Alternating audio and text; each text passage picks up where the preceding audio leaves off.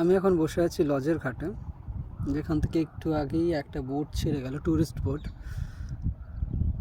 অন্য সময় বা অন্য সিজনে এখানে লোক টোক তেমন থাকে না, বাট লজটাও বন্ধ থাকে।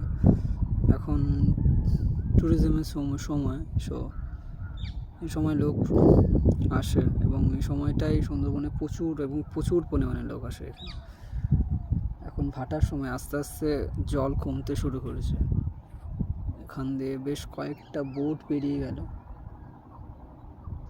এখন আসছে। সূর্যটা আস্তে আস্তে